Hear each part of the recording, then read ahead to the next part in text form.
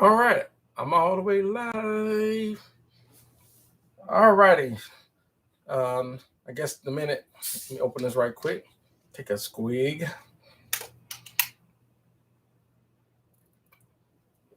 Good old bad for you, Dr. Pepper. Um, welcome to another Sunday live. Um, welcome to another Sunday live stream. And I'm going to talk about audio and recording as soon as I turn the phone down, because I always get uh, text messages and stuff like that. But so um, anyhow, what I want to talk about until people start tuning in, I want to talk about recording. So the first thing I want to talk about is I want to know if people want to know do they really understand their mixing console? Because I think a lot of times some people have never gotten the opportunity to actually work on an actual console. They've only got to work with their DAW mixer. Usually, when people open up a session, whatever DAW they're using, whether it's Logic, Studio One, Pro Tools, doesn't matter, FL Studio, Reasons, Reaper, and so forth, the mixing console is always empty when they go to the mixer. I always tell people, the way I work, I always edit in the edit window, but I've seen a lot of people try to do their mixing from the editing window when you really should be in a mixer window. Some people know how to do this, some people don't, but and then some people may or may not understand how to set their DAW up. They may not understand how to um, set up the mixer. And the mixer, believe it or not, in your DAW is designed to work like an actual console.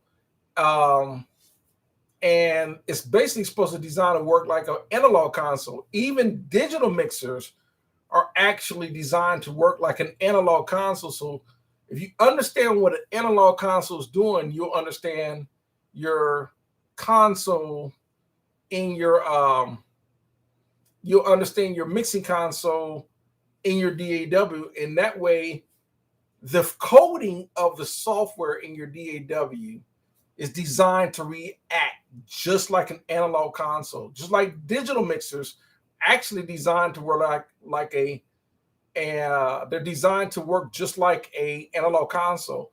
The only difference between analog consoles and digital mixers is, for example, on the channel here, they're only going to give you the basic controls on a digital mixer. They're going to give you the fader, they're going to give you pan left and right. Then they'll always usually give you some sort of solo and maybe to select that channel.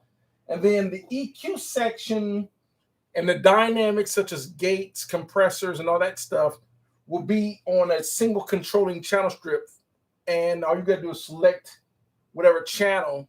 And then that one control channel strip on a digital mixer controls the functions of every channel. You just got to select that channel for you to control it. Where in your DAW, whether you're using Studio One or whatever, most of the time it's blank, because most of the time when you open up a brand new session, there's nothing in it. So it doesn't create this mixer. It doesn't want to give you, in DAWs as an example, they don't want to give you a mixer with like for example, this Allen Heath has 48 channels. They don't want to automatically default you 48 channels as an example, because you might not need 48 channels. You might only need 10.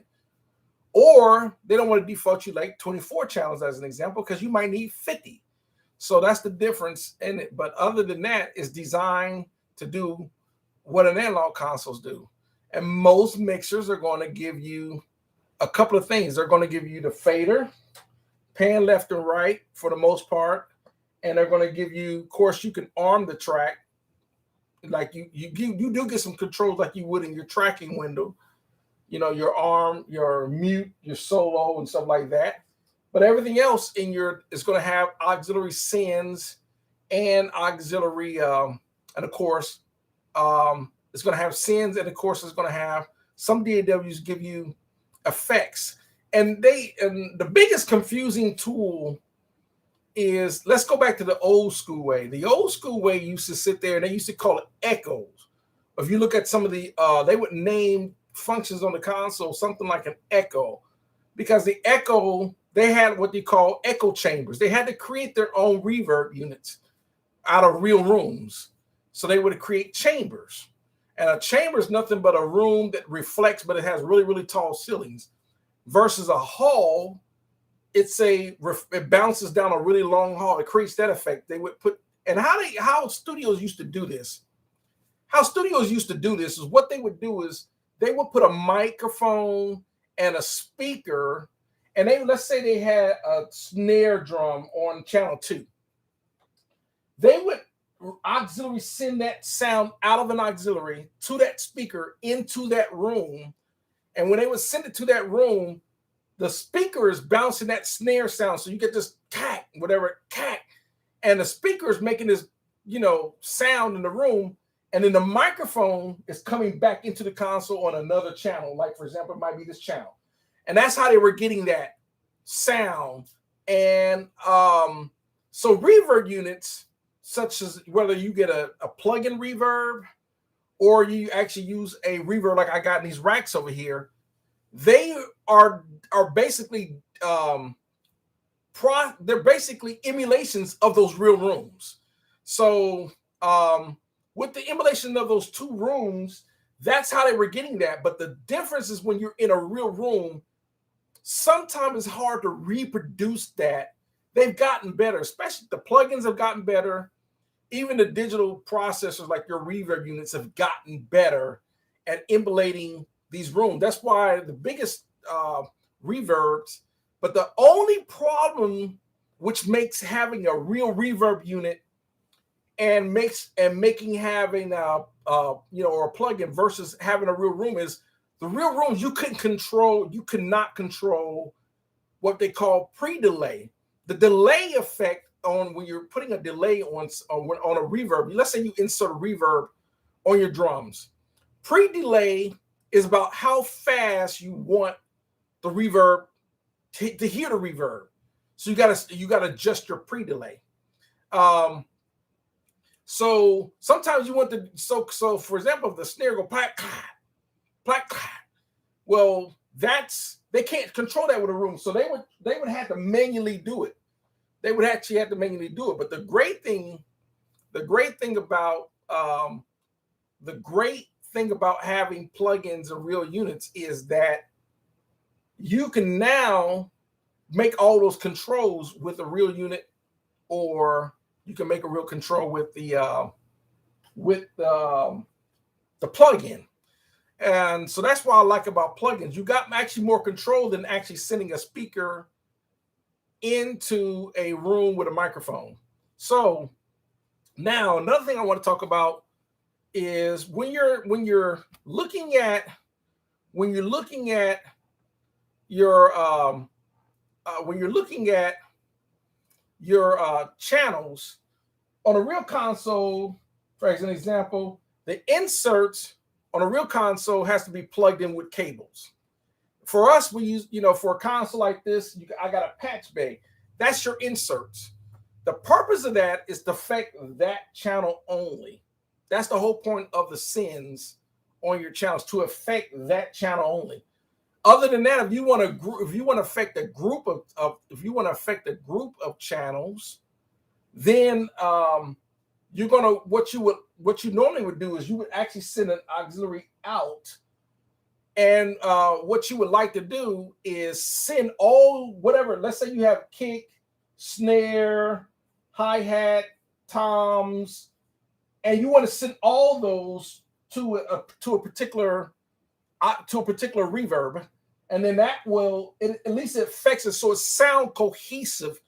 So your drums don't have different types of reverbs. It would actually sound weird if you had a hall reverb on a kick, plate reverb on a snare, maybe a chamber reverb on the toms, that would sound weird because reverbs are not effects. They're designed to create space. Okay, I see we got somebody tuning in. Remarcus Jones. Hi. It says, hi, welcome to the channel. Hi, I'm looking to add a mixer to my studio, budget of $3,000. What would you recommend? Actually, $3,000 is actually a pretty good budget. I would say, are you wanting it to go analog, or do you want to look in something digital? With digital mixers, you're going to get probably a little bit more bang for your buck, simply because the digital mixer is going to they're going to give you more options. Something like a Persona Studio Live, it's around that price. The Behringer X32 is around I think about $2,500. It gives you a lot of options. But if you're looking for something more analog,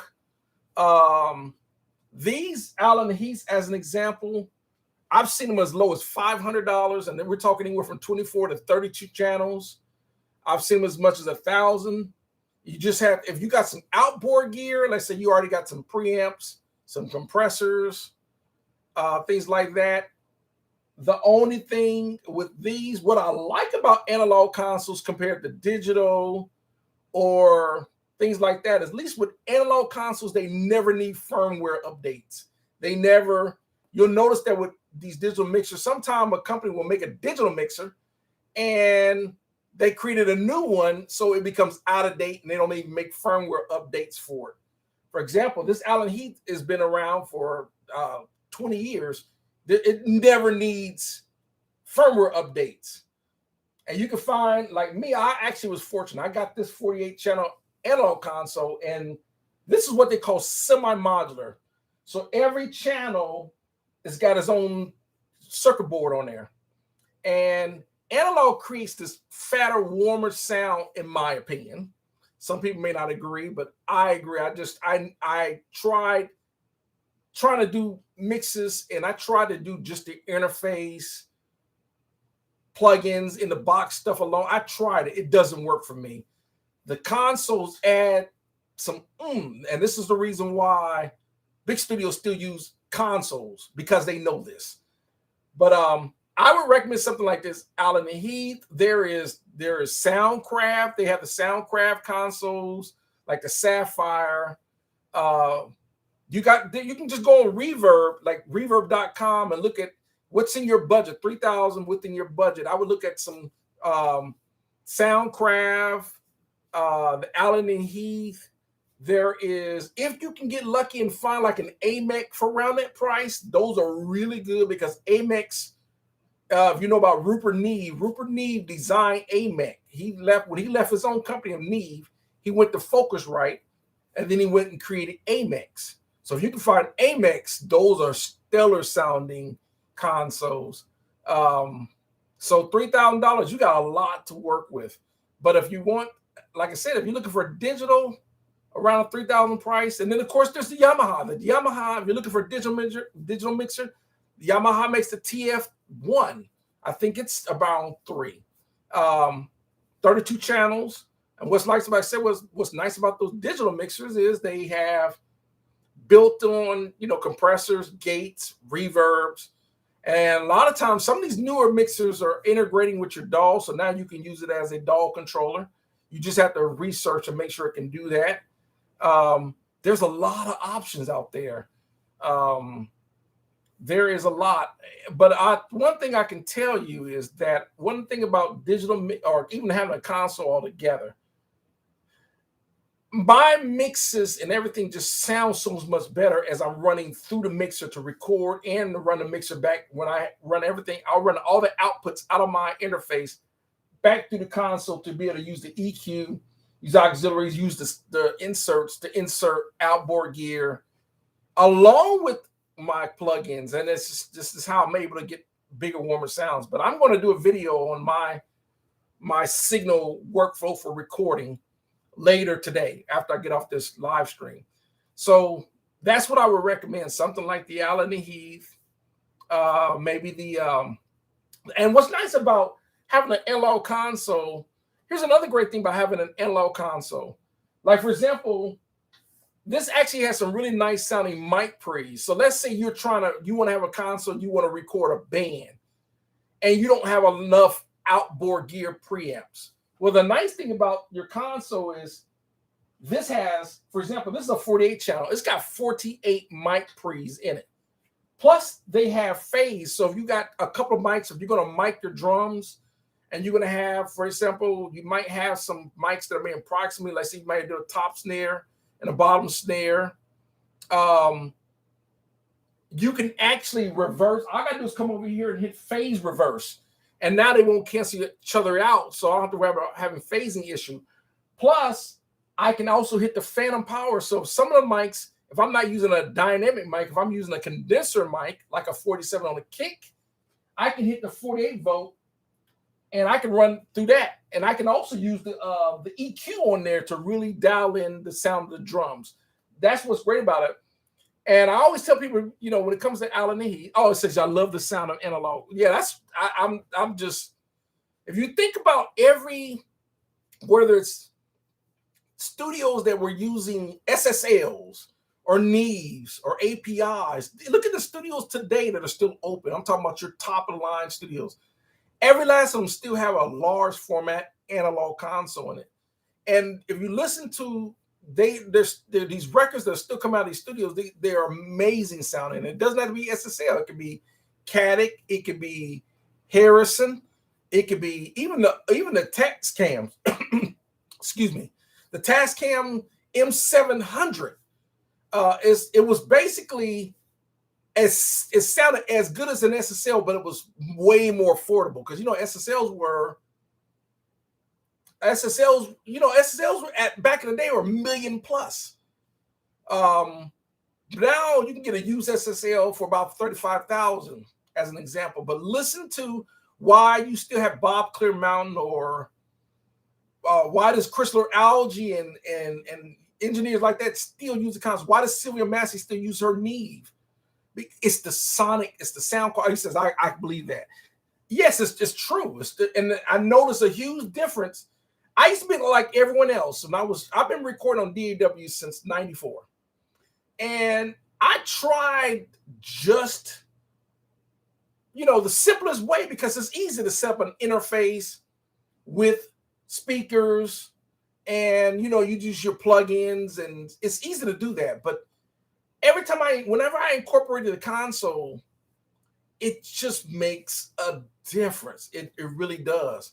So other than that, plus it's the ultimate routing. So I guess I don't have to say that, because your first question was, what do I recommend for $3,000? So I would say if you can find something like, I would say if you can find a Tascam, I think I've seen the Tascam M600. The only downside to analog is a lot of times if you're pretty good with a soldering iron and you're not scared to do a little bit of soldering, you might have to take and change a few caps. Those caps, you can get electric little capacitors and change them out. I think you get depends on the rating of the cap. You can get 10 to 20 of them for $1.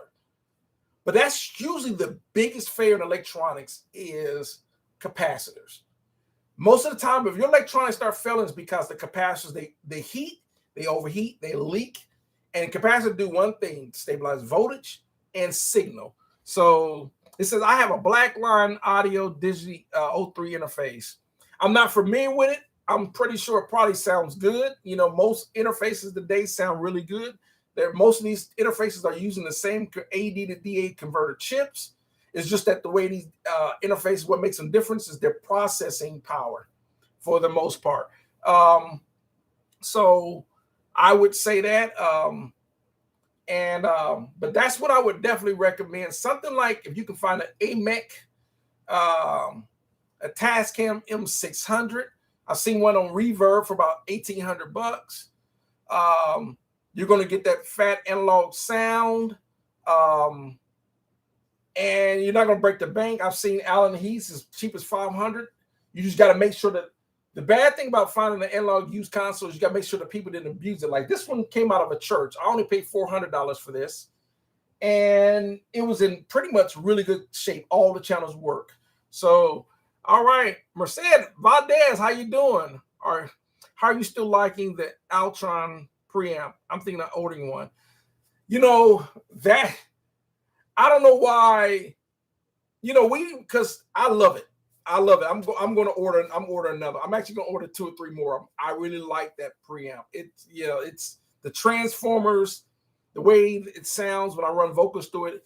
Basically, I think it's the second best sounding preamp other than my Avalon. You know, my Avalon sitting over there.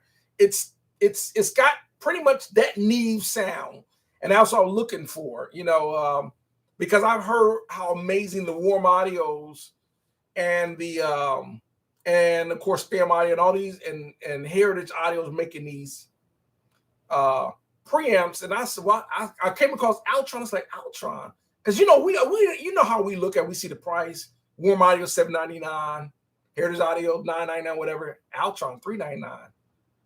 That can't be. It can't be any good because you think of the price. But I'm a type of firm believer. I'll try it. At least with $3.99, I'm not out of a lot of money if in case it sucks. When I got it, it's heavy, it's well built. The buttons are sturdy. I'm like, okay, we're off to a good start. Plugged it up. I said, okay. I turned it on, listened to it, plugged on. I was like, oh, this sounds really good. Yep. So if you're gonna get one, I would definitely say, yes, get one. You know, get one. The version, yeah, they're good. They're good. They're nice. They're really nice. I'm gonna try before. I'm gonna try to get a few more before Altron realize there's some. They probably can sell it for a lot more than what they are. They're probably gonna shoot them in price once everyone jumps on it. You know, realize, you know, these sound really good because you're getting a steal for the price. Ross says, "How you doing? Hello, Mark. How you doing? Thank you. Welcome to the channel. Welcome to the channel. I'm just talking about gear and DAWs and consoles in your DAW. So, so welcome, L. It says a good thing about plugins is that there are no capacitors, no tubes or hardware failures, and that's true. That is true. I use them all the time. I like plugins, but when you do have gear and you don't have hardware failures, they sound absolutely amazing. That's why I have both. I do have a couple of pieces of gear that have a couple of glitches, but you know, I already know because for example, my Roland SRV 2000 Roland, it needed a new motherboard, so I soldered a new motherboard. It's been working great ever since. But that's going to happen. But now you got to remember also, just got to remember with plugins, they may not have tubes or capacitors or hardware failures, but if your hard drive crashes or if your Mac fails, so there's pros and cons to both, because you know it happens. I got a couple of dead hard drives and I'm mad because I got, not only do I have songs on that, I have movies and everything else on those hard drives. So it just depends. So have I ever used Acoustica Audio plugin? I love Acoustica Audio. Yes. That's what I use on a lot of my tracks, the Acoustica Audio. I have what they call the M-Thirst, which is basically based off the AMEC console, the 9098 console. I do have quite a few of there. I don't have all there, but I'm definitely going to invest in more Acoustica Audio plugins. They're my go-to. Other than, I do have Slate. I do have some Waves. I'm an IK Multimedia lover, the T-Rex plugins, but Acoustic Audio, when I started using those, I fell in love with them. The only thing is they are processor heavy, but they sound amazing. So, yep, I definitely recommend Acoustic Audio. I know there are people that love Plugin Alliance. I know a lot of people that like Sound Toys. I know a lot of people like the Isotope or even the Fab Filter. You know, some people love the Fab Filter Pro Q, but that AMEC EQ, that M Thirst, oh, well, you might call it Emmy Thirst or whatever. They are absolutely stellar. I am an acoustic audio. I'm sold on acoustic audio.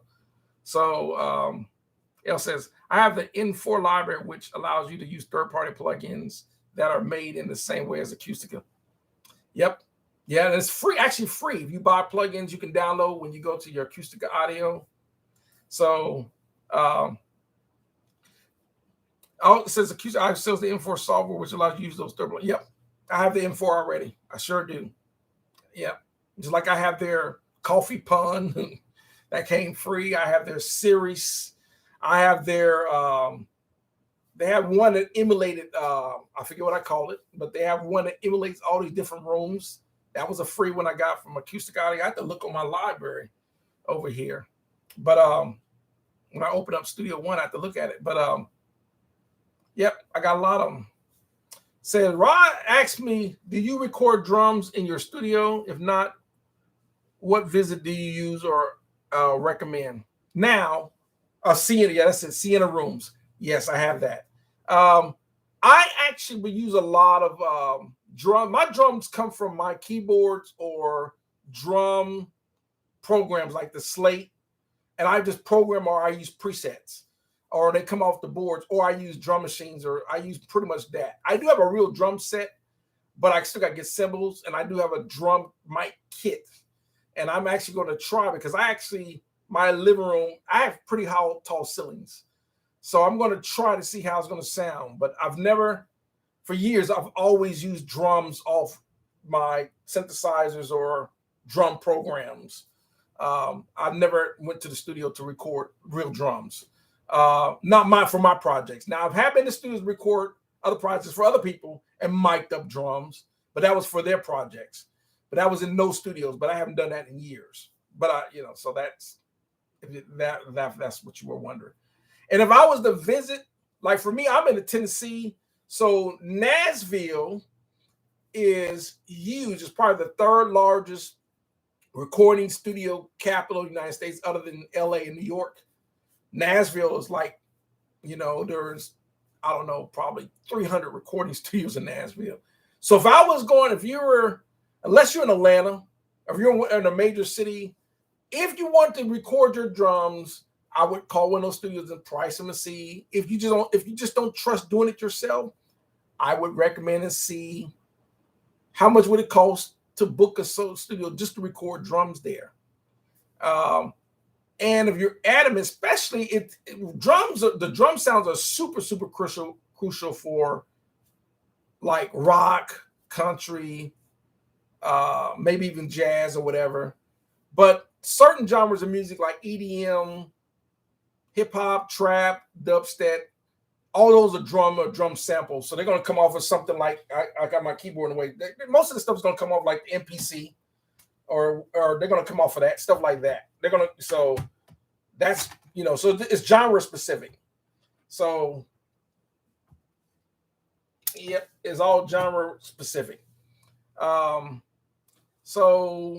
and what I was saying initially also, was that when it comes to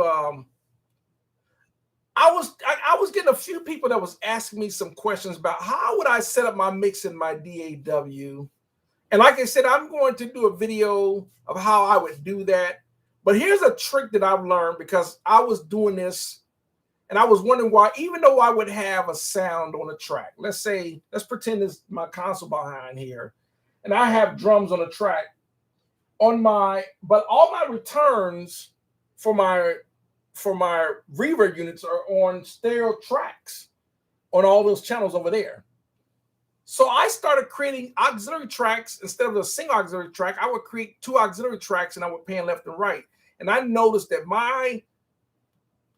because I can hear more depthness and wideness in the speakers by doing that, and it works. So if you're not doing that, try that. If you create an auxiliary track for your drums or your instruments, try to run create two auxiliaries for that.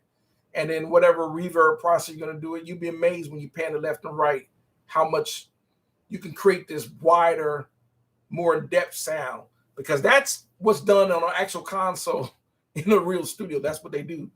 A lot of times they don't use the stereo returns. They use actual channels. And the EQ allows you to EQ. If you're not EQing, you should really look into EQing your reverbs.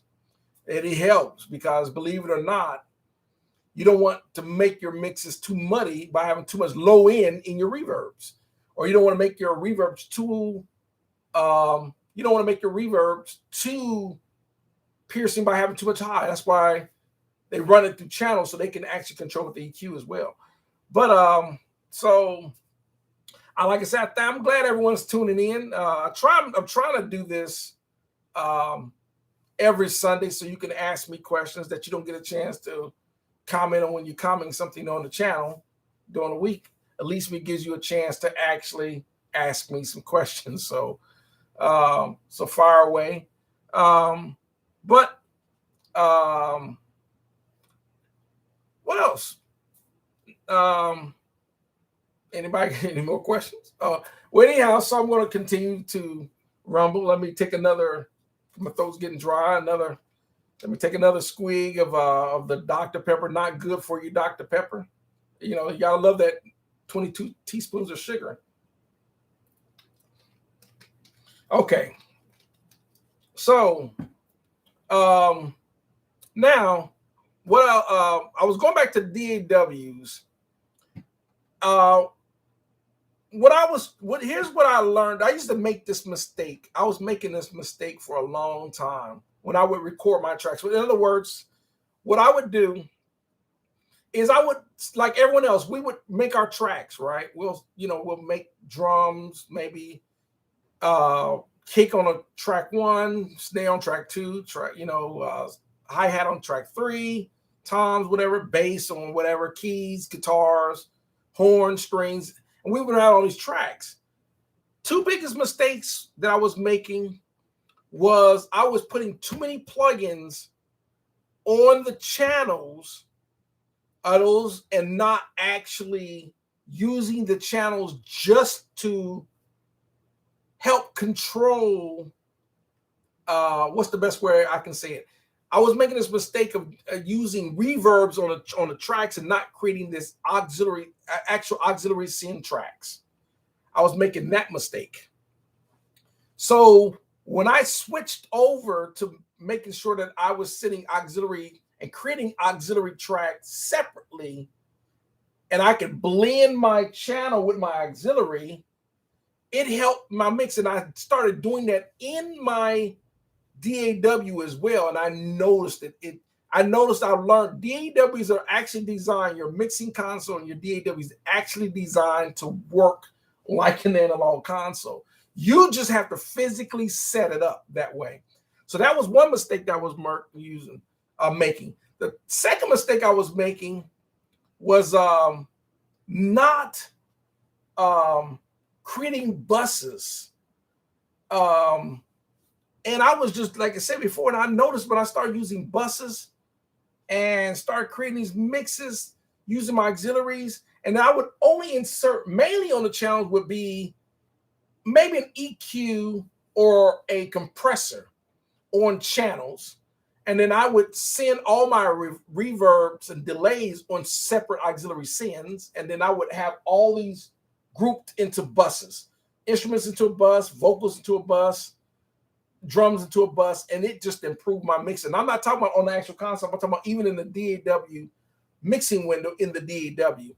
Hey, hi Rocco. He said, hey Mark, long time no see. Hey, welcome. I'm trying to do these live streams every week. I'm trying to get back in the habit of doing this. This is my 3rd time doing this live stream again. So welcome. It's good to see that you're tuned in. I try to do this for at least an hour, maybe no longer than an hour and 20 minutes. I'm just talking about gear, DAWs, mixers, and things like that. So whatever question that you might have, fire away. So I've been reading I've been reading the Mixbus 32C. I actually have that DAW. I haven't upgraded to version 7. I do have version 5 and 6, and Oh, nice video. Thanks. Appreciate appreciate that, Rod. But Harrison Mix Bus here, and if you have a question about the DAWs, because I have quite a few of them, and I'll give you my pros and cons of if you have a DAW that you think you have that I might have, and you might ask my opinion on. But I do have a Harrison Mix Bus. What I do like about it is the mixing window is already set up like a mixing console, like an analog mixer console. It's designed to actually sound like analog. So I like that. The only downside to Harrison Mix Bus, the only really thing that I don't like about it is it will not see every single third-party plugin like Studio One or Cakewalk or Logic or whatever the case. That's the only thing that I don't like about it. But other than that, it's really pretty easy to edit in it. When you go to the mixer, the mixing console sounds really good. It's actually really close to the Harrison console, so it actually sounds pretty good.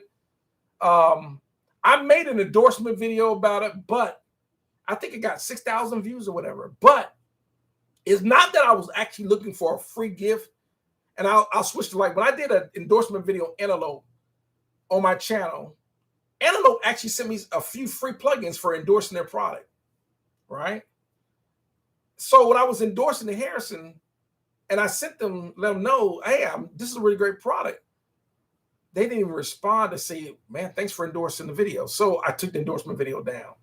I'm not going to tell people not to use Harrison Mix Bus, but that was kind of like, you know, I'm trying to help you guys out because they're a smaller DAW company. So now Ella says, from what I hear, Virgil said really isn't worth updating. Harrison editing, so it's not. That's the only thing about.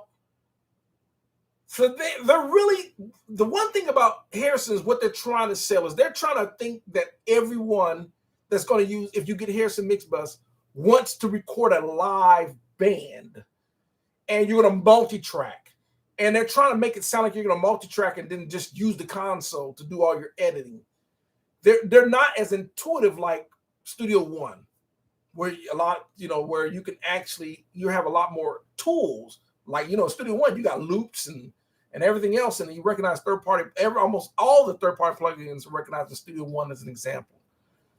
And then the editing is a lot more it is a lot more limiting. They're not really MIDI controller friendly. So if you want to use VST VST instruments, this kind of, that's why I don't really use it for that. I just mainly just want to run a few analog sounds to record through it. That's why I still use Studio One and Cakewalk the most, because they're way more versatile in editing.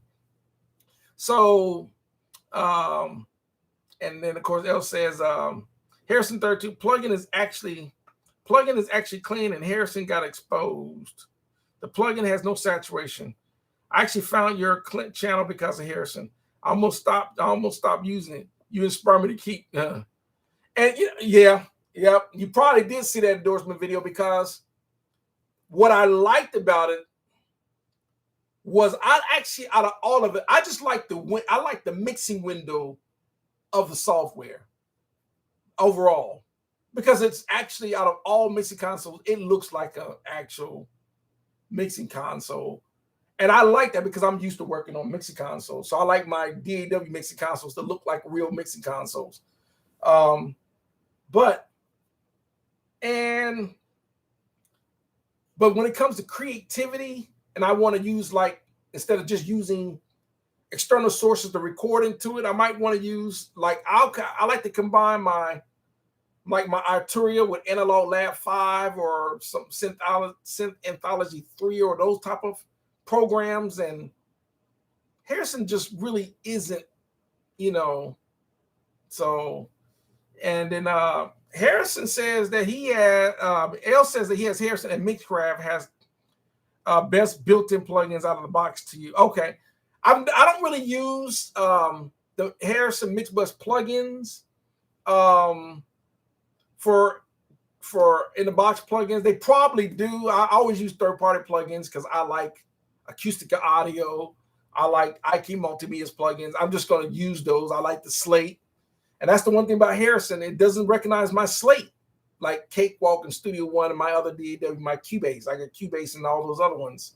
So, so it just depends. I'm really new to Mixcraft. I got Mixcraft 9. I'm really new to that, but I'm starting to like the workflow of that one as well. Logic, they do have Logic because Logic's on my Mac because Logic is an Apple program, so I do like Logic. So it's pretty cool.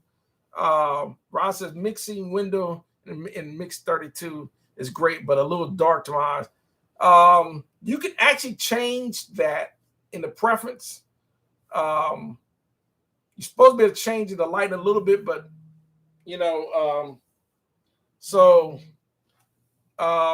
it just depends. It is a dark looking program, so you're supposed to be able to change that in the preference. Because Cubase was dark, and I had to go in there and change and lighten it up. Just like with Ableton Live. Ableton Live was too bright for me. I had to actually darken it up. So that's what I did in Ableton Live. So it really just depends on the DAW.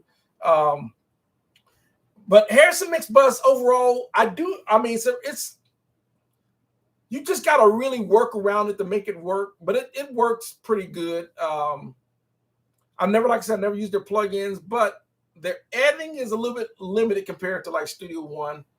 The only thing about Studio One, I really am not big on too much of the mixing window in Studio One like I do. I actually like Cakewalk's mixing window the most because of that Pro channel.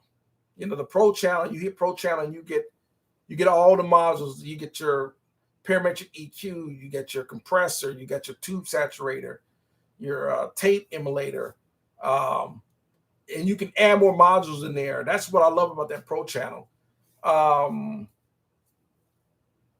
Cubase has a really nice, it's kind of tricky to see it at first, but Cubase actually has a really nice mixing window if you know where to look. They got a lot of tools in it, but I've always liked Cubase as well. That's another plugin another DAW I've been using for a long time. I started with the Cubase SX way back in the day, but I still got Cubase 11 now. But another DAW that I think is awesome is Reasons. Some people don't like Reasons, but I like Reasons for the fact that all your instruments are built in, and you can if you want to work in that workflow. The confusing part is understanding route, but now I know how studios route, so I take all those wires and I reroute them like they're supposed to. I don't like the default routing. When you switch to the route, you see all the cables in the back, supposed to look like real gear. You swap them, they got cables going all over. No, I actually set it up the way you're supposed to, and it makes the software sound a whole lot better. Remark has asked me, what are your thoughts on Summing mixers? I can't say because I don't use summing mixers. Well, I guess technically this is a summing mixer, technically, but it's actually a mixer. I think summing mixers may be for the point of that if you just want to use outboard gear. If you don't plan on using the outboard gear, you're going to stay strictly from your whatever the case. But if I was going to come out of the box, personally, in my opinion, I just would rather just use an actual mixer. And where I have auxiliaries, sends, buses, an actual console, and the circuits are gonna be a little bit more intuitive. But I'm gonna tell you a summing mixer that I think is a ripoff. And some people don't believe that, but I just think that it's just overpriced. And that's the Neve 8424. In my opinion, that's the ultimate overpriced summing mixer, because that's all it really is. They're saying, but you're getting the Neve sound. I'm like, for $20,000, I'm gonna find me an actual Neve. So, well, as you can see, some people don't have the room to put a console this big in their house. So some people might not want a big need, but yeah, if I want to spend that much, if I'm gonna spend 20 grand and I'm only gonna get 2 mic pre's and I'm not gonna get any EQs or anything else like that. But some mixers may be great for, I really don't have a definitive answer on that because just don't know. It just depends on how much outboard you got. I've noticed that more as the plugins getting better and better and better, we tend to come out of the box a lot less. The plugins are just that good now, so it just depends. But, so that's all I can really say. I don't want to tap dance that answer. So, because I don't have some mixers, I have real mixers. So, but I know that if a summer mixer doesn't give you anything to it, why go through it? It's just, I would say, if you're gonna come out of your audio interface, why not just come up with a couple of patch bays and just plug in some stuff to your patch bay, go through the gear, and then, But some people say, "No, I want to sum everything to create a stereo mix to go back to print." So it just depends. What else? Going back to DAWs. Some people like Reaper. I like Reaper. I like the fact that you could go to Reaper themes and change the way it looks. They got download a Reaper theme and you can actually change the way it completely looks. And now I can make my mix console look like an SSL console. They got a thing for that. Or I can make my mixer look like a Need console. They got a thing for that. They even got a thing to make Reaper look like Pro Tools. And sometimes just changing the theme of your DAW can inspire you to create. So that's the cool thing. Because sometimes, everyone knows how when you're working in your DAW, you got to, there's functions on it that, there's functions on it. You're like, well, I don't like the way that function, but then you go and download a different theme in Reaper and you can hit that and it actually looks like a button. You're like, that actually makes it look like a functional button instead of, like a little link or something. Elsa, Reaper will handle your acoustical plugins better than other DAWs. I have Reaper. Like I said, I use Reaper too. So I like Reaper. There are a lot of people that are switching, and I've heard everyone knows me. The one DAW I've never really used was Pro Tools, and the only really reason why I never really used Pro Tools because I always thought that all the other DAWs can do the same stuff, and I always thought that Pro Tools was what's the word I'm looking for? It's kind of like when they throw that word industry standard, like this is the best. If you want to be the best, you got to go with Pro Tools. And I'm like, how's Pro Tools when you got Reaper and Logic Pro and Studio One and all these other DAWs and Cubase they're creating the same results. If you do it right in your DAWs, it's gonna sound the same. It's gonna sound amazing. Most of the time, it's mainly if your DAW isn't sound right because you probably was doing the same mistakes I was doing, not setting up the DAW properly. But when you set your DAW up properly, so I never could understand why you would buy DAW, then you have to buy $99 to $200 or $300 support every year. And another thing that I don't like about Pro Tools, you have to use the iLock dongle, and that's the only way you can get in it. And you don't lock into that and all that, you can't. I don't like that. I don't need a dongle or an iLock to work in Studio One or Cakewalk or any other DAWs. So that's to me. He said people are trashing Pro Tools for Reaper. People are switching. I've seen people leave Pro Tools to go to the Reaper. A lot of people, that especially on Macs, a lot of people are just leaving Pro Tools to go back and go into Logic Pro X. A lot of people are jumping to Studio One and every other DAW. And I think that Pro Tools know this now. And there was a people that made a few. There's a people that made some complaints about Avid and the way they were doing Pro Tools.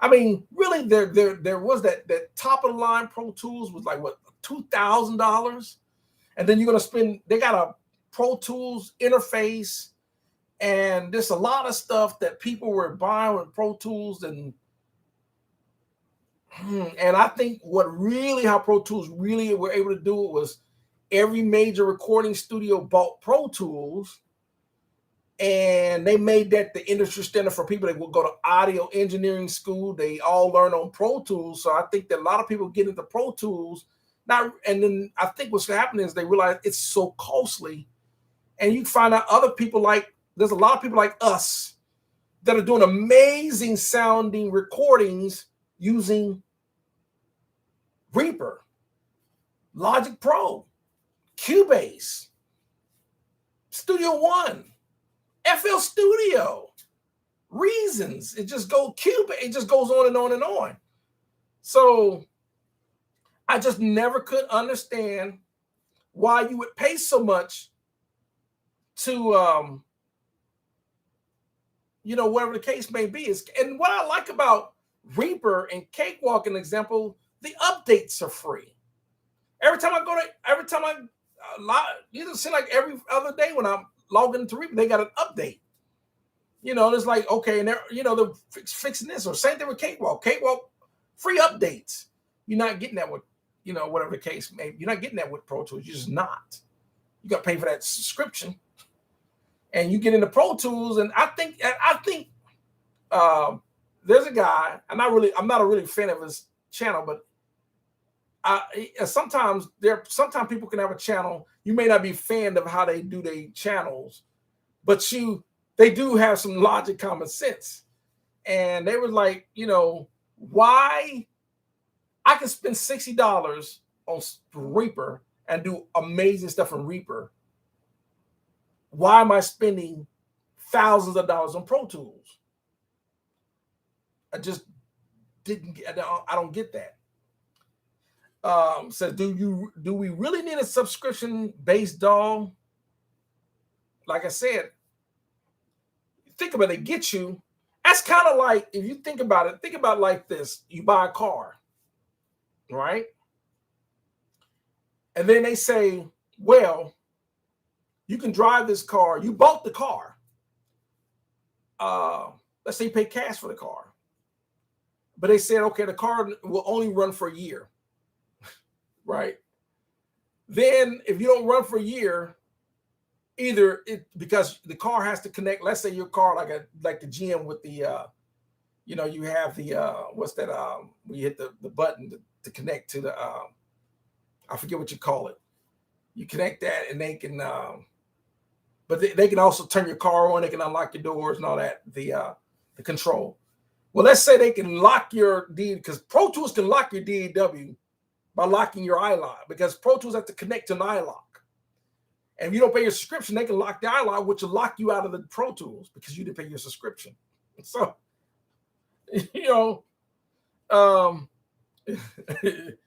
Glenn says Pro Tools is a BMW with a VW engine. Like I said, I'm not here to bash Pro Tools because there are probably people that watch the channel that are Pro Tools users. I don't think Pro Tools is a bad program. I think it's just like people see my videos where I always talk about stuff being overpriced.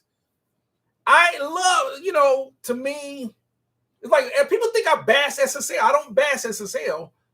I think SSL is just overpriced. You know what I mean? It's overpriced. They're an amazing company, and all the big studios use SSL stuff, but they just think about it. Like the Big Six, and then don't get me started on that Big Six console. But and you got people that just swear, oh, you're getting a really great deal. Now, let me tell you, man, you're an amazing sound because it's an interface as well. Let me tell you, I think, and I don't know if anyone here on this page probably just may not disagree with me, but I have absolutely no doubt. I don't think that SSL is going to sound better than my analog Orion Gen 3 over there in the rack. I just don't think it will. So going back to the DAWs, even Cakewalk, which is free, I've been using Cakewalk forever. and it wasn't free. And Cakewalk was a top of line. It's just that they lost funding when they got bought out by Roland and Gibson and all that. But they kept all the Pro Tool levels tools in Cakewalk. The stuff that you can do in Cakewalk, and I can get amazing songs. Why would I spend that so much money on Pro Tools? The logic isn't there for me. And I think the reason why I make this channel for all of us, and when I talk about this stuff, is because I think we're all on budgets, and we don't have big baller money. If we all had big baller money, we would do like all the big studios would. We go get a building, we go get 3 or 4 control rooms, and Neve, SSL, and API consoles, and we would have rack full of all the stellar top of line pro level. We would URA 1176s and LA2As and DBX 160s and Teletronic microphones, and we would all do that. But that's like ridiculously expensive, especially if you don't have the client support. So what do? We all start our own studios at home, and most of us are always trying to find a good deal. If I can find it's like with clones. I think clone companies, just like with plugins, is some of the best value you can ever get. It's clones and plugins. Because they're way cheaper and they get you pretty much the same results. So Pro Tools built more for mixing. And it is, like I said, that's pretty much what it is. That's their mixing is their most powerful tool. I don't knock Pro Tools, just like I don't knock SSL. I just don't see the logic in spending that amount of money. Even when you get into Pro Tools, you're mixing in the mixing window. What can Pro Tools do that you can't do in Reaper or Cubase or Logic? And I got friends that got Pro Tools, and they all agree with me. I have people that had Pro Tools, and they switched, and they were Pro Tools user forever. And they were like, man, Pro Tools, they said, I got so much invested, and they realized, like, even with Studio One, now that everyone's on Studio 5, and they create these amazing features in the mastering suite for Pro Tools and for Studio One. A lot of people say, man, I'm switching. It's just what it is.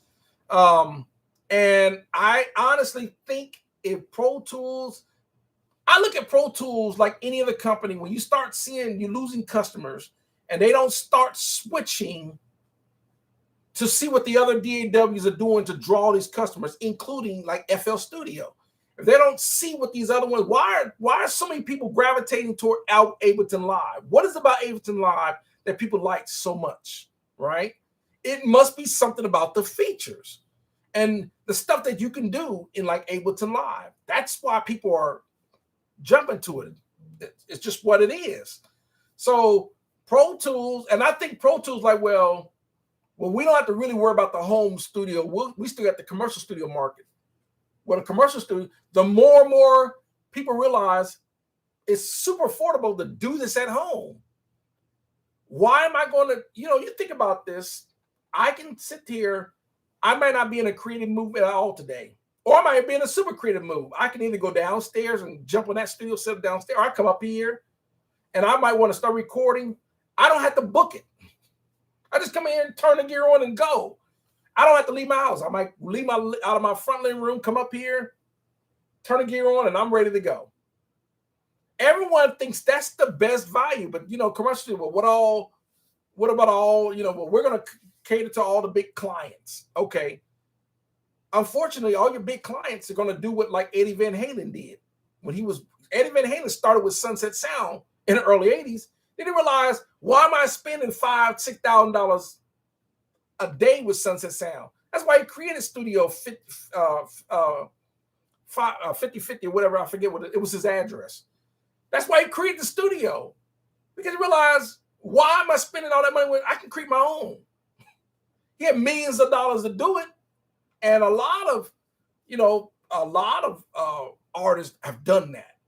Now, especially now that buying interfaces and plugins and DAWs and just fine. Even Warren Hewitt has a recording studio, and he's building another studio in his house. He has 2 studio setups he built in his house because he knows I'm not gonna as much as he loves Sunset Sound, it's just more economically feasible to do it at home. All I gotta do is get the acoustics right. He has the gear, he has the income, and that's what's going to happen. Eventually, all these big artists are going to eventually, and this is the reason why I saw podcasts and all these. There was some studios, we're talking about. I think it was a few of them, like The Village, Patchwork, and a few of them that they was talking about clients. They were trying to say, in their mind, it's like no one can. They're not going to get the kind of sound like we can get at our studio. And I'm like, you want to bet? They think you must come.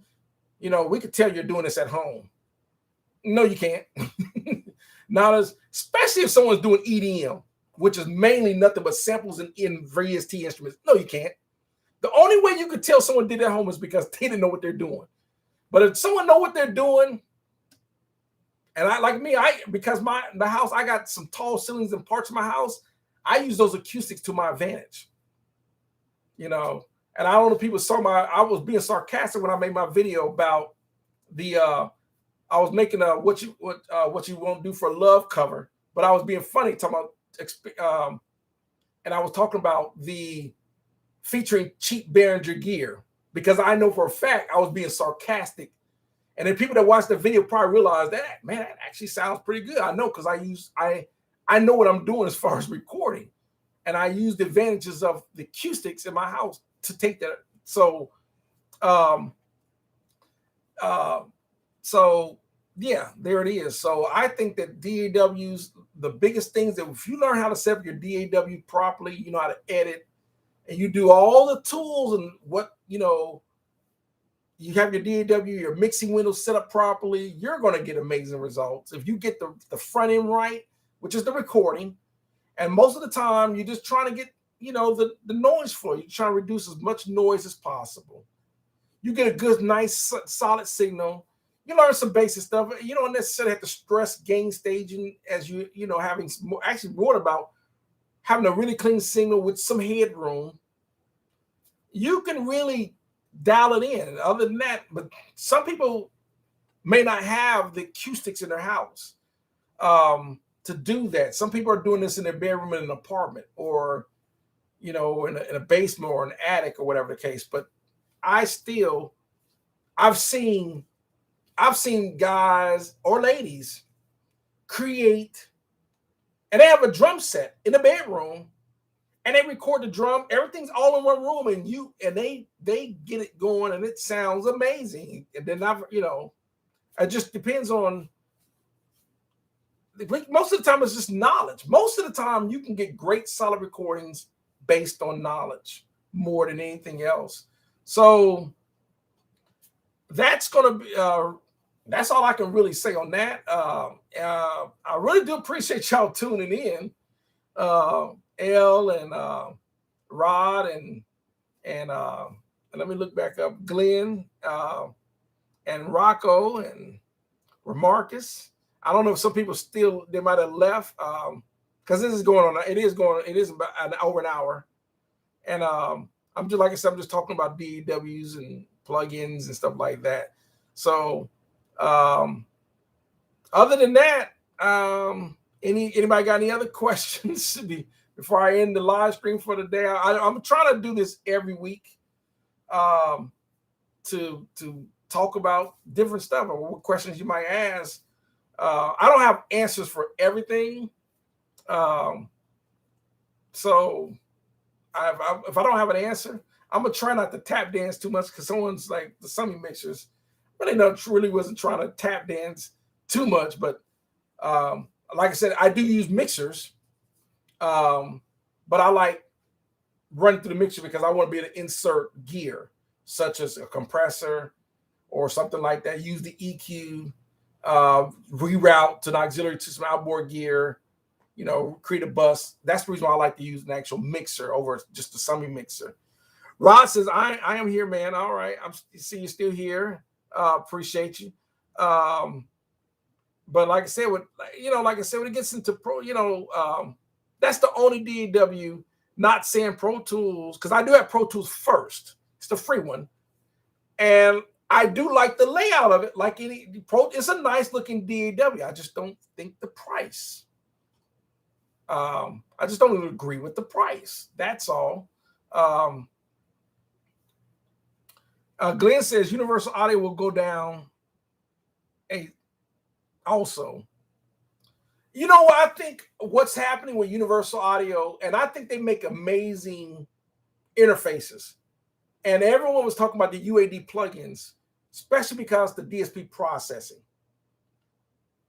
But what's happening now is they realize that, like me, I got PCs, and I use quite a few plugins as much as possible. I really don't experience glitchiness. And I do have a Mac Pro over here, and I don't experience any. So I think that was the biggest selling point for Universal was their DSP processing. But now, especially with the Mac with the new M1, they said the new M1, you could probably run 120 channels and run 500 plugins, and it's only taxing the process about 20%. They said that M1 chip is just off the chain. I never really experienced that issue. Plus, I don't use a lot of plugins because I do have some outboard gear. So I don't really see, for example, there's people that swear by the Apollo interfaces. And everyone knows, not only do I have, and I was reluctant, but I saw one video of a guy using a Behringer Firepower interface, and I heard his mix. I said, there's no way in where that interface, Behringer's interface, yes. And believe it or not, I called down to, there was a few companies down in Nashville, and I ran across a few engineers, and guess what they had? One guy had a Behringer Firepower, I have a couple of them, and the other people had a Behringer Euphoria. I was like, really? So I got a Behringer Euphoria. But my biggest main interface is the Antelope. And when I don't even have to say nothing about the Antelope, Ryan. That's just a stellar audio interface. So, but the Universal Audio, going back to Universal Audio, I just don't see spending $3,000 for 8 channels where you can get $3,000 on the Antelope and get 32 channels. That's just me. But a lot of people say, well, the Antelope don't come with preamps. Well, I use preamps on my console. Plus, I use external preamps. So I don't need my interface to have preamps. I'd rather use external preamps. So that's just me. And Glenn says they have not updated their hardware and the M1 chip will kill them.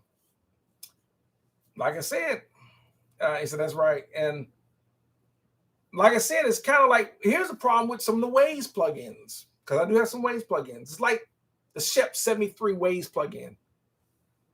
Waves, the only plugin that Waves really updated on a plugin of that magnitude of analog with their modeling analog gear is the new SSL channel strip from their old original one. And I have one of the original SSL channel strips. And it's actually, for a 32-bit, it's actually not bad. But I have the SSL by SSL channel strip in their bus compressor.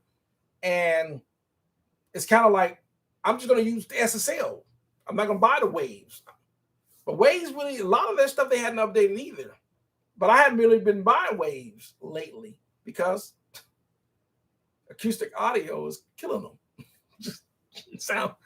They are.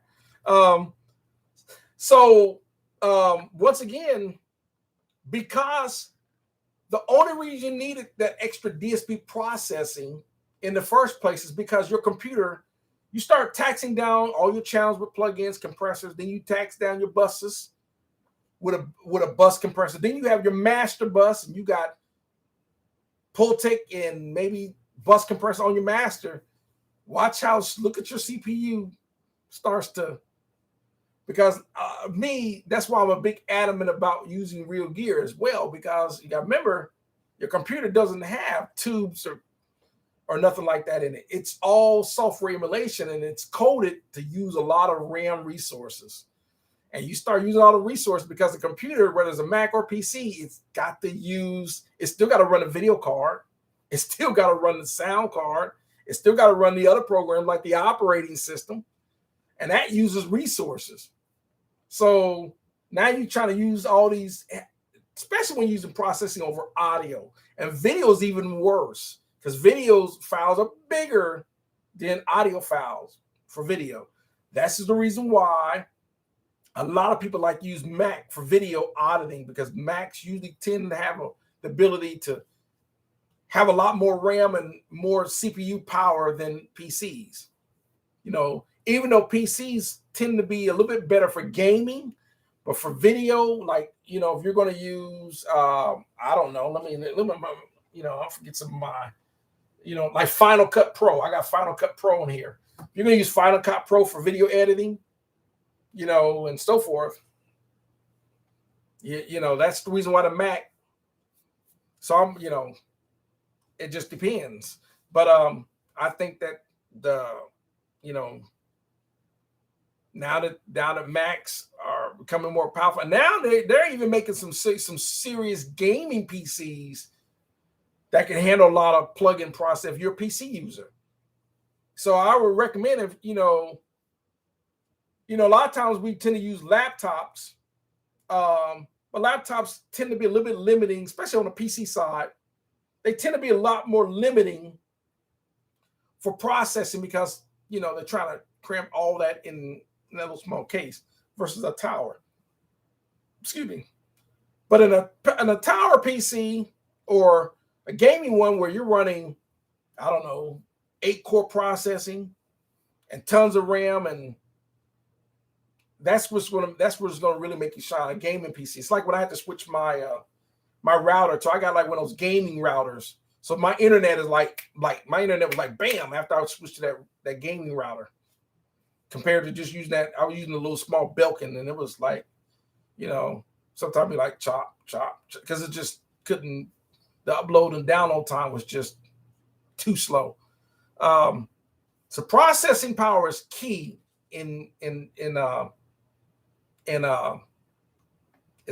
is key to, especially more in the box stuff. So Remark said, setting up a DAW. Okay. Got to enlighten me a little bit more on that when you say setting up a DAW. Mercedes says, what analog gear would you recommend for a good acoustic guitar and vocal chain?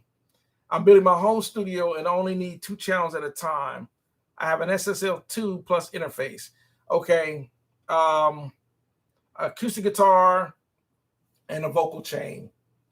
What depends on, it really depends on your budget. You can actually, if you want an all-in-one vocal chain, I would look at a channel strip.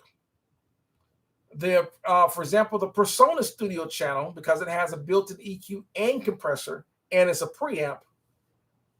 Because most of the time when we're trying to tame vocals, and we necessarily don't need as much EQ to tame vocals as we do compressors. Because of the dynamics. Because vocals, a lot of times, guitar, when you're playing acoustic guitar or whatever, sometimes you pick it, depends on the proximity of the mic. A lot of times they want you're playing acoustic guitar. They try to aim it at the sound hole, maybe close to the 12th fret. The mic may be anywhere from 18 inches to 2 feet. Depends on the type of mic that you're using. If you're using a KM84 or using a large diaphragm, let's say it's a TLM 103 or an AKG C414 microphone or whatever the case may be. But the preamp, I would try to look at a preamp. So, the ARC Pro channels are actually really nice sounding preamps for a lower cost preamp. They're actually pretty clean. I would look at the Persona Studio channel, but I would try to get a studio channel type or channel script type of preamp instead of just the basic preamp, because most of the time you're going to want to signal chain that preamp through some sort of compressor. And a lot of studios do that. They'll run, sometimes they'll run it through 1176 or an LA2A Then they'll run that through maybe a Poltech EQ as their signal chain before they record into the DAW. But if you're on a budget and your money's tight, look at the Persona Studio channel or the Art Pro channel. Those are the Art Pro channels. They got great reviews, 4 to 4.5 stars out of Sound on Sound magazine. They got great reviews. So look at the Art Pro channel. Those are good starting points. Or you can even, if you got a little bit more money, look at the Focusrite channel strip. I think it's the Focusrite. I believe it's the 820, unless you got some really nice money. Then you can look at the more higher price, like if you can get your hand, it's discontinued now, but that Persona's ADL 700 is a really nice, unless you really want to go with some big money and get the Avalon. I see them used, but they run them anywhere from $2,000 to $3,000.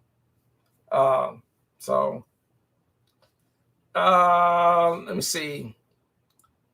Now, if you're talking about 2 channels at a time, most 2-channel preamps will not have compressors or EQs in them.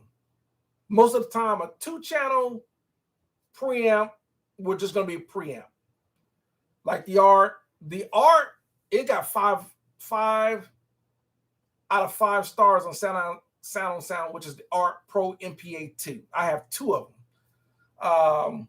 That got really great sound. You can really hit the plate and saturate the tube in there and get a really nice warm sound. It does have impedance control to really shake the sound on the microphone. That's a really nice sounding preamp. They were running about $299, but everyone caught on now. I've seen them, they're now at $399 to $499. I've seen people shout them up. I think they're price gouging a little bit, because now I've seen some of those Arts running $550. But you're still going to, if you get your hands on a 2-channel, a really good value for your money would be the Art Pro MPA 2 preamps. And then you can also get the Art Pro VLA 2 compressor. And that would make a nice vocal chain for you to record your vocals. And you can chain them together to go into your DAW, because now you got the preamp and you got the compressor to control dynamics. The acoustic guitar won't be so much of an issue as compared to a vocalist, because some vocalists really don't know how to control their dynamics. It's kind of like a professional microphone. A professional artist know how to pull the mic back when they're too loud, and they know exactly how to adjust. But in the studio, they really don't. Sometimes they'll be, you place the microphone because they want to sing low, and then also they want to belt. And now you just watch your meter go. You're like, oh man, and now your meters in the DAW went clipped, and that's what you're trying not to do. So you at least, a 4-to-1 ratio, for maybe 6-to-1 on vocals, depending on how strong they are. Pretty medium to fast attack. I don't really do a really fast release.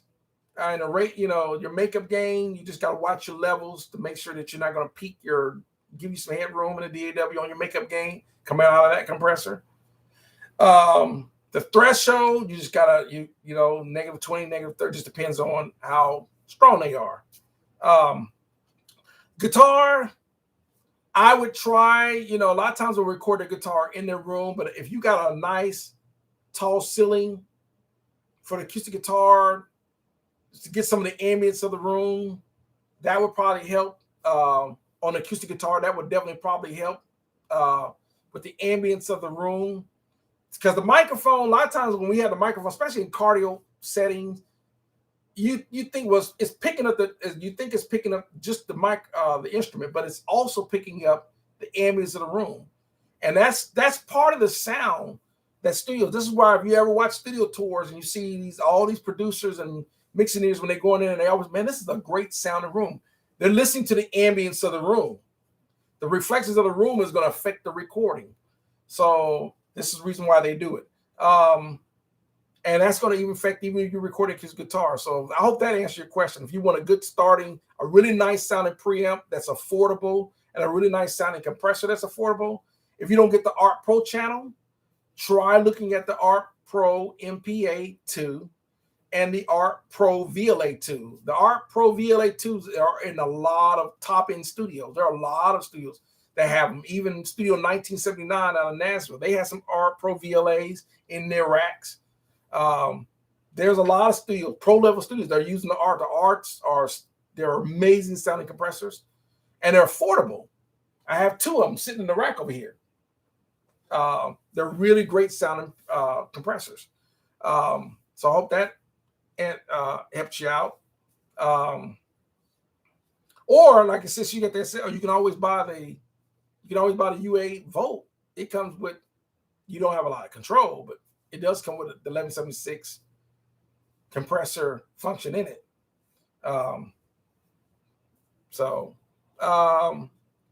What else? Anybody got any other questions? Like I said, I really do appreciate everyone tuning in. I've been yapping my guns for about an hour and 20 minutes now. So, other than that, as please give me a thumbs up if you like the content. Are you enjoying the live streams? Just let me know. I really do appreciate it. It does help the channel. I appreciate everyone tuning in. I really do, because without you guys, I wouldn't have. It's kind of like talking to an empty room if you don't have an audience. So, thanks for the answer. You're welcome, Merced. I just, I am Black and Puerto Rican, so Merced, sometimes the way you pronounce it, I really, I think that would help. I think you would really like that if you're looking for a nice preamp and compressor. They're really affordable, and they're both 2 channels. They're both, and they can link, so you can actually link them together. But they are amazing. They're selling like hot. They're a hot commodity. Those Art preamps and those Art compressors. Ross said, I like your vids, Mark. I appreciate it. I really do. Sometimes people I'm glad that some people understand where I come from. Sometimes, especially when I'm talking about different things, because I do go on some rants. Y'all probably seen them going on eBay and someone's trying to price gouge. Someone's talking about is that a Behringer Mini? Yeah, keyboard. That's the Behringer Motor 49. I got it because it has moving faders. So when I want to do some automation in Logic, whatever, the faders do move. So when you run it back, it will move with the DAW. Plus, it's a DAW controller, which I wish a lot of other keyboards would implement that automation. Like my M-Audio doesn't have that audio. It doesn't have the faders don't move.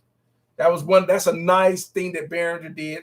But let's say you were looking for this Behringer MIDI controller. The problem that I hate going on eBay, these things I bought this for $169. Now you might see it for $499. Really? Come on, dude. Really? $499? Well, they're only averaging $169. Really? That's price gouging. That's how I create my rent videos. Well, he says, Remark is asking me, what would be a basic setup of a DAW? Like are you meaning like how would you set your DAW up to do a session? Because even if let's say, for example, you only did 6 tracks, you're still going to want to create some auxiliary sends for your effects, and you're still going to want to create some buses. You might only need to do 3 buses, but you're going to want to bus, unless you just have drums on one track, then you don't have to run that through a bus, because they're already summed into one track. If you have your kick, snare, everything's all on one track. But if you got 8 tracks of drums, you're going to want to create a bus track.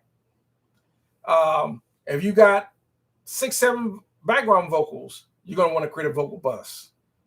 If you got keys and strings and horns, you're going to create an instrument bus. Same thing, guitars and bass, you're going to want to create a bus. So you might need as much as 5 buses for that. My throat's getting dry, so I have to drink some more not good for you Dr. Pepper. So you're going to want to create buses, and you're going to want to put at least some sort of compressor to glue all those instruments or vocals or instruments together. Like the API 2500 is a really nice bus compressor, as an example. And of course, like my favorite one would be like the SSL bus compressor over the master bus, because that's the thing that's going to glue all the buses together. Yeah, remember in your DAW, I tell everyone, all your channels are really input channels. They have to come out. Everything comes out of your master bus, which is the master level. So it says master, that is the master bus. Everything goes through it, even through your DAW. So your master bus is going to come out of your outputs of your audio interface. So if that makes sense. DDM said, I meant, how do you like it? I'm sorry, I don't want to as well, kind of miss it. I still like it. Now, I wished Behringer on this right here. I best wish Behringer would have updated this like they did their Behringer X Touch.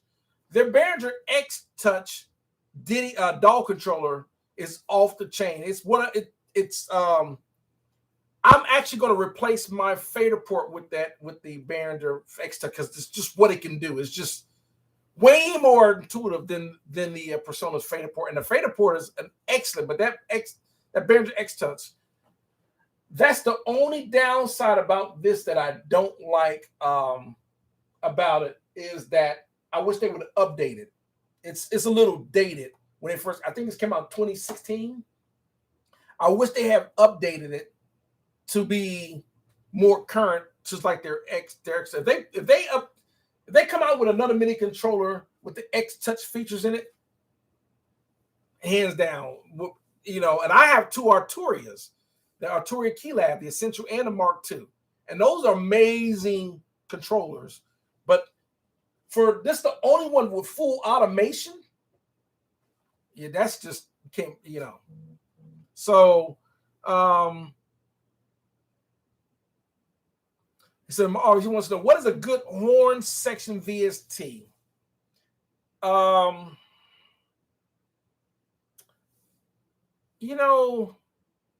don't know if you own synthesizers. Like, do you have the Chord Chrome and the Chronis, as well as the Montage? Believe it or not, you can actually incorporate that in. Not only can you use that in your DAW, but it will allow you to use the instruments. If you plug up USB and download the actual Yamaha software, it'll let you incorporate the Montage as a VST plugin. It actually does that. But the reason I'm saying that, because I have a lot of virtual instruments, and the only one that to me that sounds really good for horns would be like the Korg Wave Station VST plugin, but it's an older one. Now, I have the real Korg Triton. There are a lot of people that like the Korg Triton plugin. They like that one. Because I have the real one, I don't use it. But overall, most of the horns, I play real sax and trumpet and all that. So I play real horns. So if you watch the Behringer, when I did my "What You Won't Do for Love" It cover with featuring cheap Behringer gear, that was me actually playing real horns.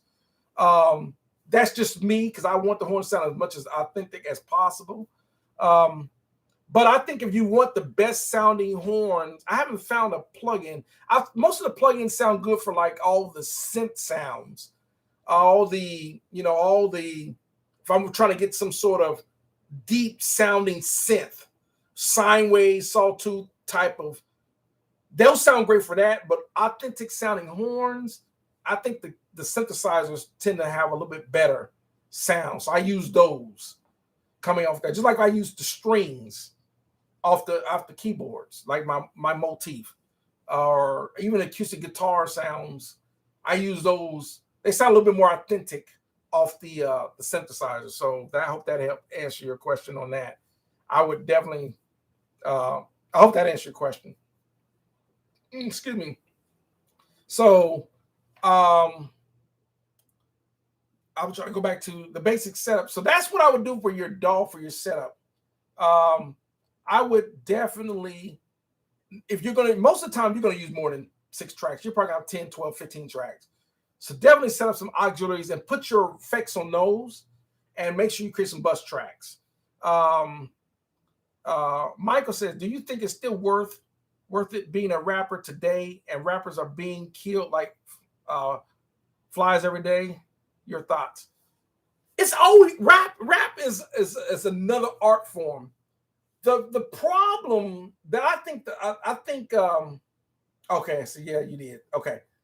I think the problem with rappers, and I hope people don't get mad at me for saying this, what got Tupac killed was they can't separate what they're doing on records and what they're doing in the studio and just concentrate on as being an artist from trying to prove. A lot of rappers are always talking about, you hear them all the time. I got my 9-piece. I'll make your chest wet, and they always talking this hardcore, and they want to live this life. And I get it. If you go back to the old school way of rappers, where you go back to rappers used to talk about social issues.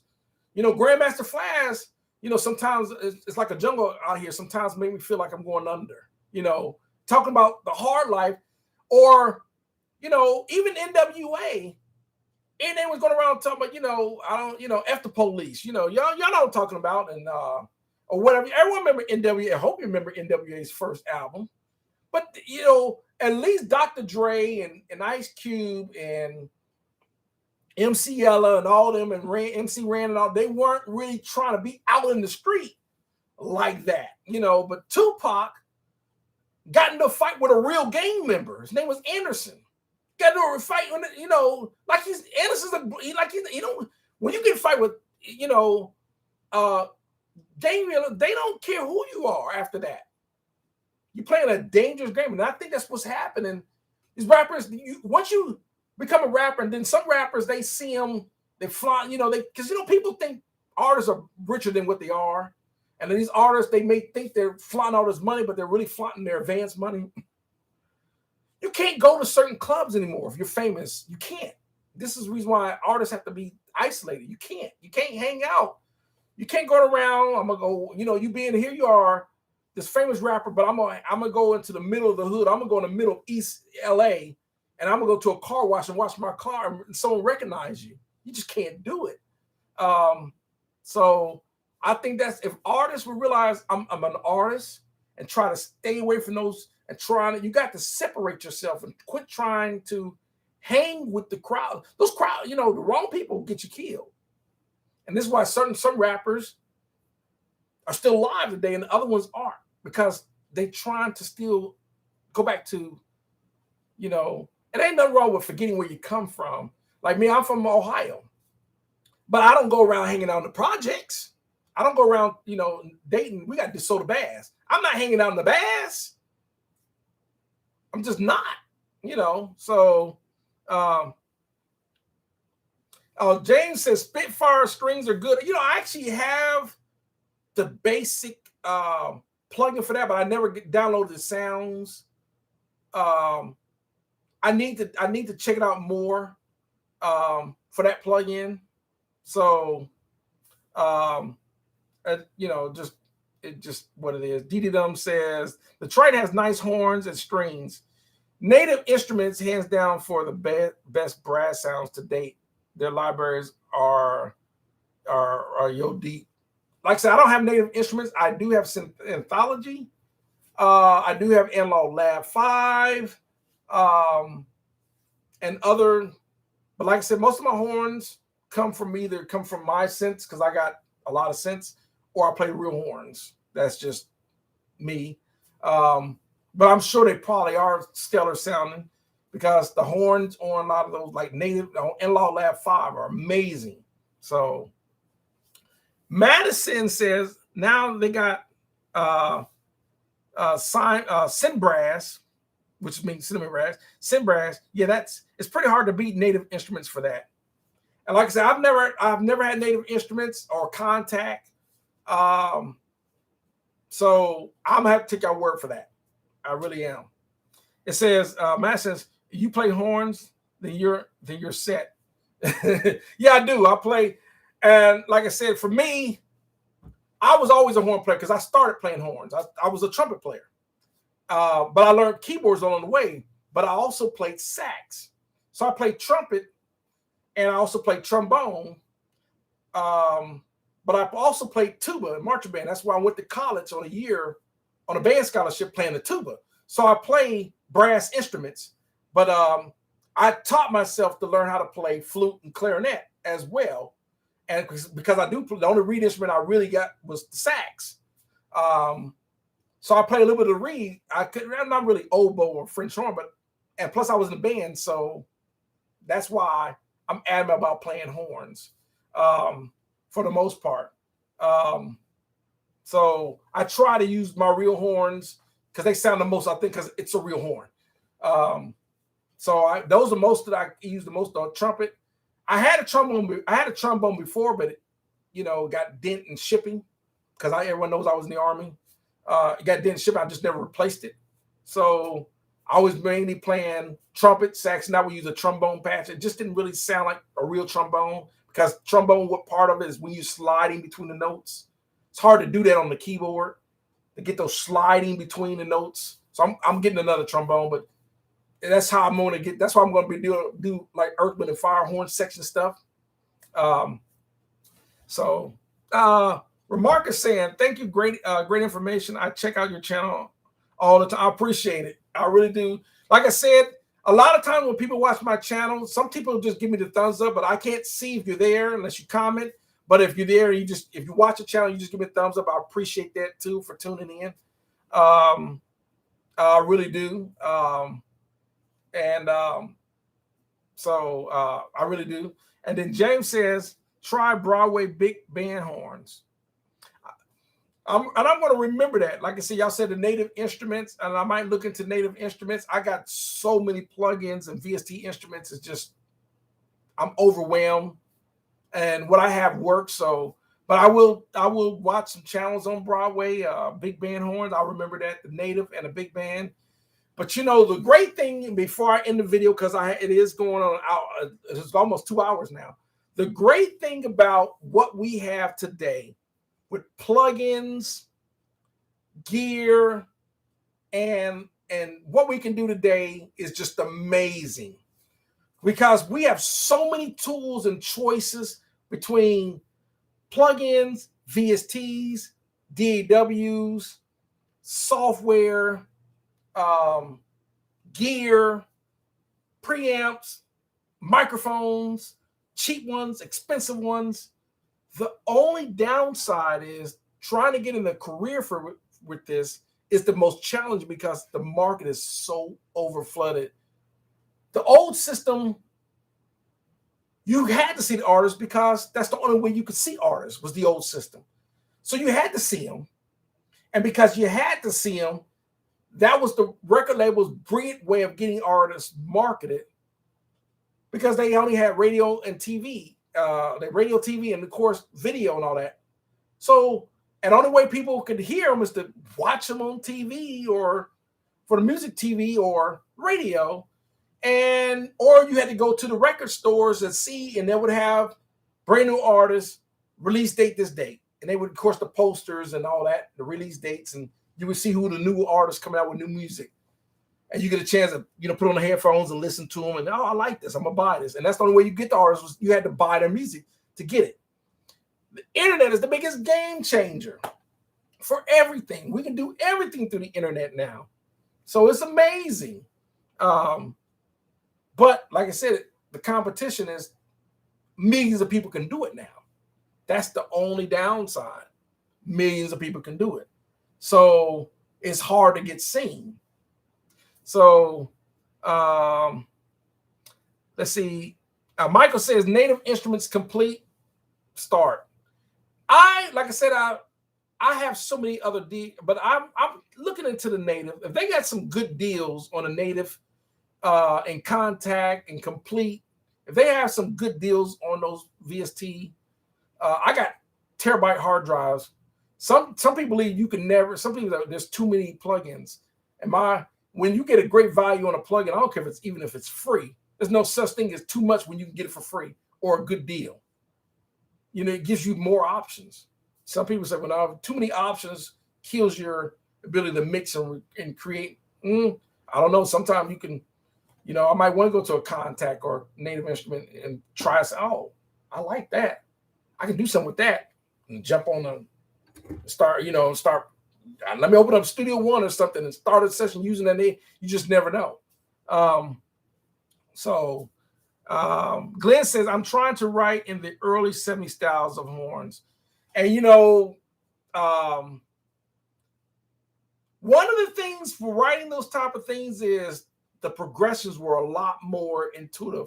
I don't know if we have some musicians here that know about music progressions, but modulating, which there was a lot of more key changes. So the songwriters look at Chicago.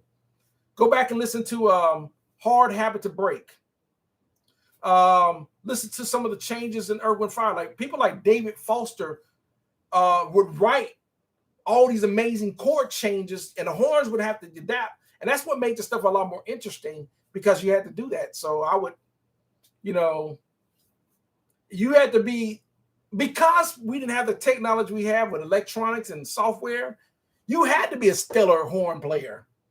You had to hit double C on the trumpet, but you had to hit. So writers wrote like that all the time, but as electronics and software changed, people didn't feel they didn't need to write horn parts anymore. But I like, that's the era. I grew up in that era. Native has adjustable trombone slide, bass slides. Like I said, I've never used Native, so you might be right. But I guess because I'm old school and I'm set in my ways, I just rather give me another trombone. Not knocking a Native, but that's just me. I'd rather play my trumpet, I'd rather play the sax, I'd rather play the trombone. And if I could afford a $10,000 tuba, I would get one of them too. But those are expensive. Yep, James Blackwell says Chicago. Yep, Chicago. Tower Power, yep. Those are Brothers Johnson. I mean, if you look at all those bands that have horn sections, even with when it was Rick James, when he was live, listen to Give It To Me, Baby.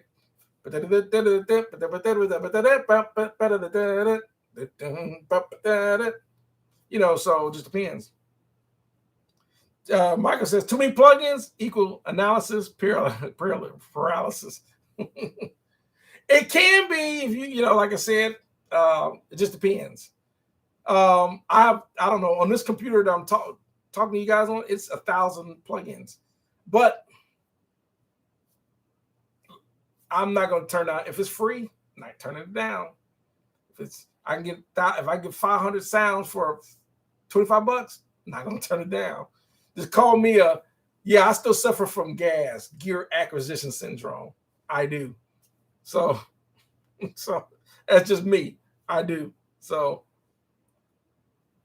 Glenn says, I love the open and closed chords for horns. And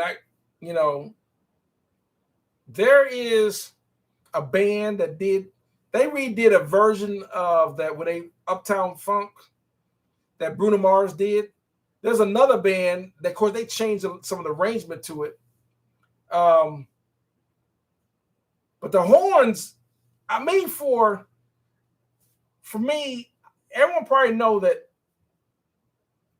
I grew up in an era where there was a band where you had drums, bass, guitar, lead guitar, rhythm guitar, keys, background singers, string sound, filler sounds, and horn sections.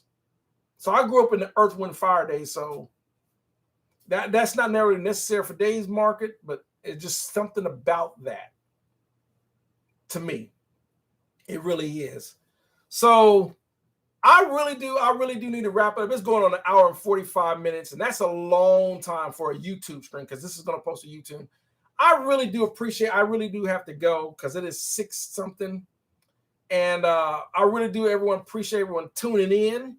I really do. Thanks, James, Michael, Madison, Glenn, Didum. I don't know how you pronounce it. Didum, Rod, Merced, Remarcus, L, Rod, Rocco, everyone that tuned in, L, and all the people that tuned in. I really do appreciate you tuning in.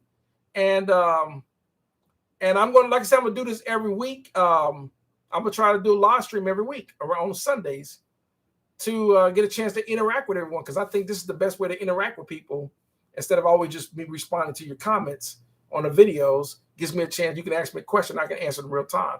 So I think that's what I love about live stream. But it has been long. It's an hour and 45 minutes, and I do have to go. So I really do appreciate y'all tuning in, and we'll see y'all next week. And if you got any questions, once again, I like to talk about everything. We'll talk about the industry. We'll talk about recording, gear, DAWs, plugins, whatever. We even talk about the military if you want, or cars. I'm a mechanic. You got a car question, ask that. If your car check engine light's on and you want to know what's going on, why is my check engine light on? I'm gonna ask you what your car's doing, stuff like that.